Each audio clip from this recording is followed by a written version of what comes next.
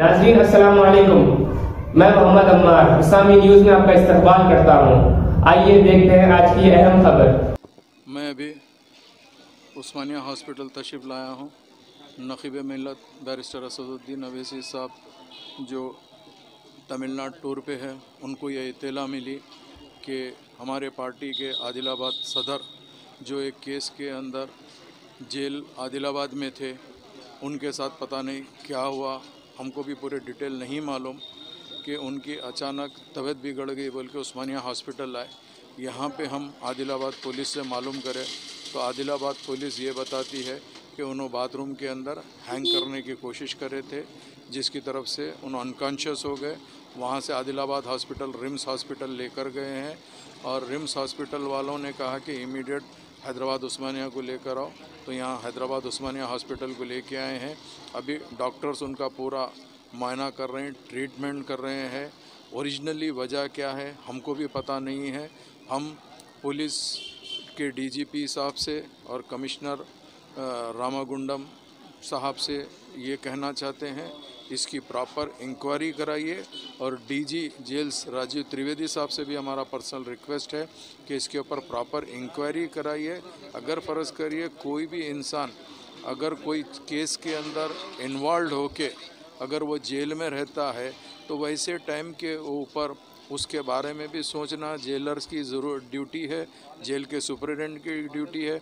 बजाय उसके एक जो भी मुलजिम तो है नहीं, मगर उनको मुलजिम समझते हुए अगर रखा गया तो उनके बारे में भी देखना चाहिए था। मगर एग्जैक्ट क्या हुआ हमको भी नहीं मालूम और इंशाअल्लाह ताला हम पूरी कोशिश कर रहे हैं कि इसके ऊपर प्रॉपर इंक्वायरी हो और इस पे जो भी है बराबर उसके ऊपर डिटेल एक्शन हो।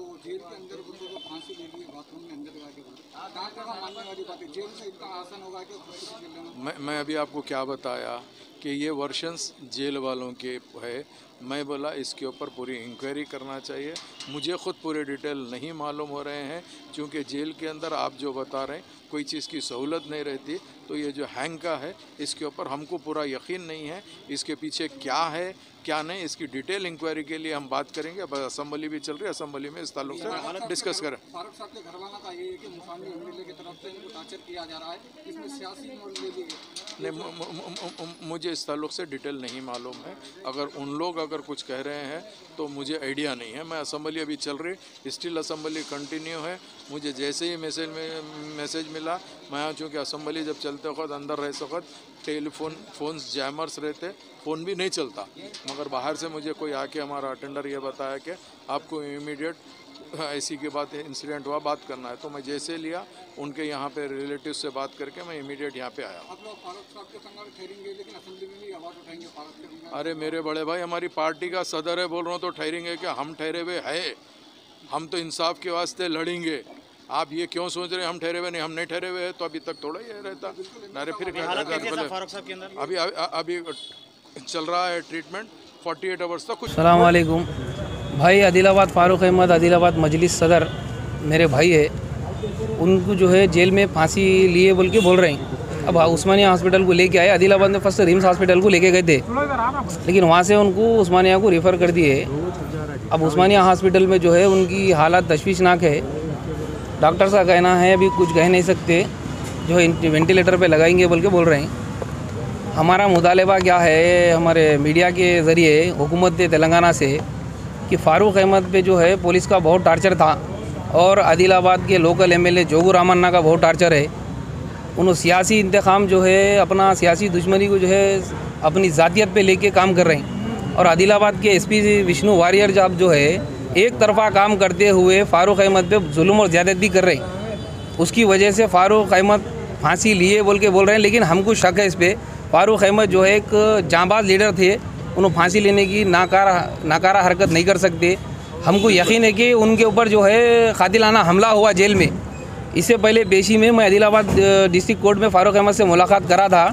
फ़ारूक अहमद साहब जब भी बोल रहे थे कि मेरी जान को जेल में ख़तरा है, आदिलाबाद के लोकल एमएलए के ज़रिए जेल में मेरे को टार्चर किया जा रहा बोल के उनका पहले से मेरे को कहना था।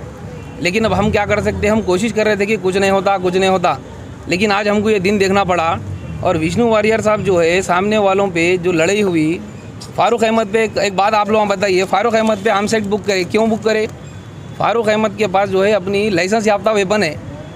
फारूक अहमद पे आर्मसेट बुक कर दिए। सामने वालों के पास जंबिए, चैना, तलवार हैं, उन पे कोई आर्मसेट बुक नहीं हुआ, ना उन पे कोई केस बुक हुआ, ना उन्होंने अरेस्ट हुए और ना उनका कोई पंचनामा हुआ। ये सब मिलके जो है सियासी इंतकाम लिया जा रहा फारूक अहमद से, और लोकल एमएलए के दबाव में आके एसपी विष्णु वारियर जो है एक तरफा काम कर रही। हमको विष्णु वारियर से सीबीआई इंक्वायरी चाहिए कि ये केस आखिर जेल में हुआ क्या। और फारूक अहमद, पुलिस का ये गवाही आया सामने, फारूक अहमद जो है फांसी लेने वाले आदमी नहीं है। फारूक अहमद को जो है कत्ल करने की कोशिश की गई। आपको इत्तला कब मिली साहब? हमको सुबह में 11 बजे इत्तला मिली कि फारूक अहमद को दवाखाने में एडमिट करे। किस वजह से करे बोले तो फारूक अहमद का बीपी लो हो गया, कुछ भी नहीं है, नॉर्मल तबीयत ख़राब है इसलिए एडमिट करे बोले। थोड़ी देर के बाद हमको मालूम हुआ, हम धिंगाना करने से, हमारे लोग पहुंचने से मालूम हुआ कि उन्होंने अटेम्प्ट करे सुसाइड बोल के बोले। उसके बाद एम्बुलेंस से हमको हैदराबाद के लिए रवाना करे। रास्ते में एम्बुलेंस रोक दिया गया आधा घंटा, एक आधे घंटे से ज़्यादा हो गया। कौन से एरिया में रोके एम्बुलेंस? कोई हाईवे पे रोक दिए थोड़ा आदिलाबाद से निकलते ही। और पहली चीज़, दूसरी चीज़, हमारे आदमी को कोई एम्बुलेंस में बैठने नहीं दिए। क्यों बैठने नहीं दिए हमारे आदमी को? हमारे पास वीडियो भी हम रिकॉर्ड करके वायरल करे, आप लोग देखे होंगे। और रास्ते में एम्बुलेंस रोक दिए, हम लोग पहुँच, क्या वजह से रोके? हम लोग निकलने के बाद थोड़ी देर के हम पहुँचने के बाद पूछे कि एम्बुलेंस क्यों रोके, बोल दो नहीं कुछ भी नहीं, ज़रा हमको फॉर्मेलिटी पूरी करना है, एसपी से बात करना है। क्या बात करना था? एसपी से क्या बात करते? हाईवे पे बोलिए आप एम्बुलेंस रोक के। एक आधे घंटे से ज़्यादा रुके होंगे, हम पहुंचने के बाद ही आधा घंटा हुआ। जान को कुछ धोखा हुआ तो उसकी कौन जिम्मेदारी? फारूक अहमद को जो है अब मैडम बोल रहे हैं कि क्रिटिकल कंडीशन में है।